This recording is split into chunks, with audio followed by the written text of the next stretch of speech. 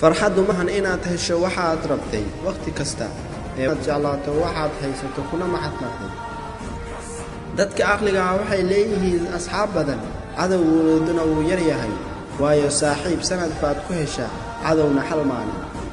wanaagna waxaa leh qofkii alla siiyo dabiicad wanaagsan. waqtiga qofna ma bedelo, laakiin waqtigu wuxuu muujinayaa xaqiiqda qofka.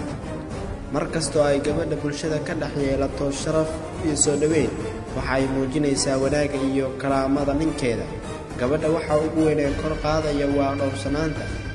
haddii aad jeceshahay in dadku ku cafiyaan, adigoo afiska bilow.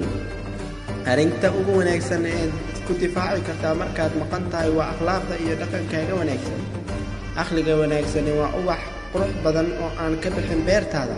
ma jirto qof qalbigaaga dhaawici kara haddii aadan adigu siraxaaga meelaha u liidata aadan u sheegin. dadka oo dhan ha kula dhaqmin dabeecad keliya, waayo cudurrada dhan hal daawo keliya ma daweyn. haddii aad la fadhiisato jaahiliinta aamus, haddii aad la fadhiisato culimmadana aamus. maxaa yeelay kan jaahiliga ah dulqaad ayaa kaaga kordhaya, kan culimmada ahna aqoon ayaa kaaga kordhaysa. biyo kasta oo samada ka soo dhaca oo macaan waxba kama bedeli karaan biyaha dhanaan ee badda. kalsooni nafta sii, adiga ayaa isbeddel kara, laakiin cidna kuma beddeli karto. biyuhu waa waxa ugu jilicsan, haddana waxay dilaacin karaan dhulka, waxayna dhaqaajin karaan dhagxaan, waxayna dejin karaan markab. tan waxay si cad kuugu tusaysaa mabda' ah in dabacsanaan iyo deganaan aad kaga guulaysan karto waxa adag. sabarku ma ahan inaad waqti aad sugi karto, balse waa sida wanaagsan aad ula dhaqmi karto inaad sugayso. marnaba ha is odhan way kaa daaheen wixii aad sugaysay, ama weligaa ma helaysid. wax wanaagsan ayaa u muuqan karaa xumaan haddii dhanka mugdiga laga eego.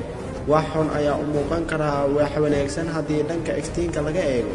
sida dadku wax arko ama cabiro ayaa kala duwan. ha ka caajisin, hana isdhiibin. halganka aad maanta ku jirto wuxuu kuu diyaarinayaa awood aad beri ku baahan tahay. dhib kasta oo aad soo martay waxay fursad u ahayd koritaanka qofnimo. marnaba ha nicin dadka kaa masiirsan ama ku xumaynaya xushmada masiirkeedu. waa dad ay u arkaa inaad ka wanaagsan tahay.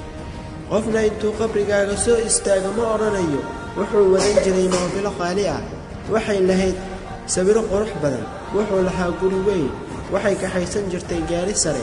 laakiin inta god yar lagu geliyo ayaa laga soo dhaqaaqayaa, keliya waxaa ku soo raacaya waa camalkaaga. dadka qaarkii waxay la yaabaan ama ay isweydiiyaan sababta dhibaatada uu soo noqnoqonayso. ma oga in imtixaan iyo casharada la soo celceliyo ilaa qofka wax barto ama wax ku qaato. qof miskiin ah ama baahan haddii uu ku weydiisto ha ka bakhaylin. si wax kasta aad awoodo, ogow sababta baad ku kulanteen.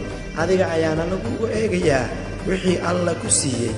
aad wax ka bixiso iyo lagaa soo celiyo ama barakada lagaa qaado.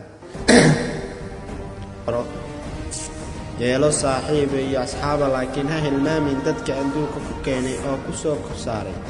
xusuun in ay ku sugayso in aad dadka koriso, tababaro, heerna gaadhsiiso. xidhiidhi qaraabada, xaqdhowr dariska, xushmee dadka, wanaag kula dhaqan ehelka. haddii ukunta bannaanka laga jebiyo, nolosheedii way dhammaataa. haddii laga jebiyo gudaha, nolosheedu way bilaabataa. oo digaagadii abeer baa dhalata.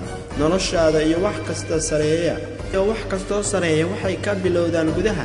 marnaba ha sugin wax bannaanka kaaga yimaada inay ku beddelaan ama farxad ku siiyaan.